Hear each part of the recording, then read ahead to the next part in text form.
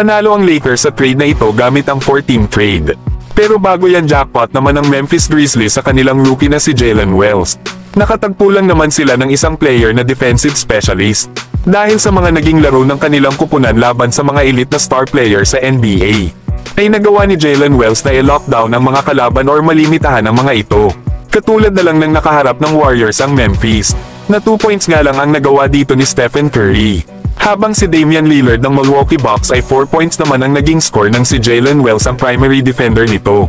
Ganun nga din sa star player ng Dallas Mavericks na si Kyrie Irving na 10 points naman ang kanyang nagawa laban sa Memphis. Si Anthony Edwards naman noong nakaraang araw ay nalimitahan naman ito sa 15 points ni Jalen Wells. At Devin Booker 16 points naman ang nagawa laban dito sa Memphis Grizzlies. Lalo na itong si Jason Tatum na kilala bilang scorer ay nalimitahan nga lang ito sa 17 points. Na lahat nga ng mga star players na ito ay si Jalen Wells ang naging primary defender nila. Kaya jackpot talaga ang Memphis Grizzlies sa player na nakuha nila sa nakaraang NBA draft. Si Jalen Wells kasi ay napili ng Memphis Grizzlies sa second round ng NBA draft bilang pang 39 overall pick. Isa nga itong small forward na may tangkad na 6'8". Nag-average nga ito ngayong season ng almost 12 points, 3 rebounds at 1 assist per game. Na meron namang 44% sa field at 37% shooting naman sa 3-point line. Bukod nga sa pambihira nitong husay sa depensa ay maaasahan din ang kanyang mga catch and shoot na ginagawa. Sa ngayon ay nasa pangatlo ito sa rookie ladder para manalo ng Rookie of the Year. Kaya possible pa na ito ang manalo ngayong season lalo at may ilang mga laro pa naman ang natitira. Pero kayo mga idol, ano ang masasabi nyo sa rookie na si Jalen Wells? Samantalang meron namang isang 4-team trade proposal na maaaring mangyari ayon yan kay Shams Charania ng ESPN.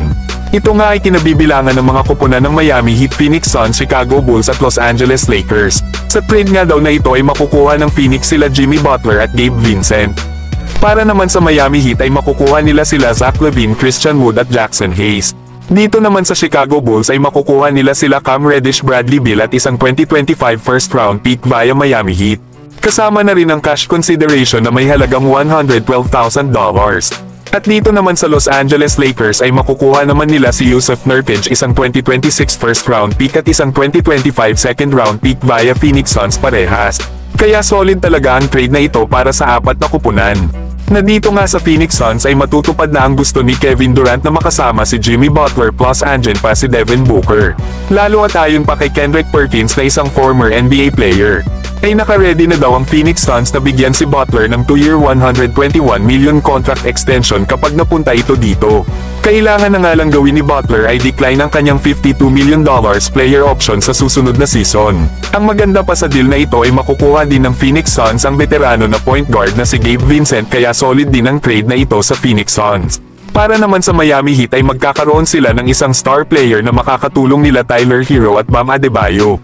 Lalo at nasa all-star form ngayong itong si Zach LaVine, kaya malaking tulong ito sa ginagawa nilang playoff push. Magkakaroon din sila ng dalawang extra big man sa kanilang bench unit na ito nga ang wala sa Miami Heat. Hindi lang yan dahil nasa expiring contract na rin naman ang mga kontrata nila Jackson Hayes at Christian Wood.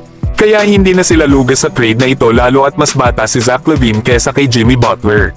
Para naman sa Chicago Bulls, ay solid din ang trade na gagawin nila, lalo at meron silang makukuha na isang first round pick sa 2025 sa Miami Heat na magagamit nila sa ginagawa nilang pagre-rebuild.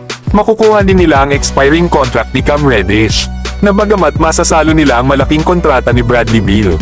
At least meron naman silang first round pick na nakuha sa trade at maaari pa nilang maibalik ang pagiging all-star caliber ni Bradley Beal. Dito naman sa Los Angeles Lakers, ay magagawa na nilang makaalis sa iba nilang mga players na hindi naman nagagamit. Lalo at makukuha pa nila si Yusuf Nurkic na maganda rin na makatandem sa loob ng court ni Anthony Davis. At meron pa silang mga draft capital na magagamit sa kanilang future plan. Kaya solid din ang trade na ito para sa Lakers. Pero kayo mga idol, sang-ayon ba kayo sa 4-team trade na ito?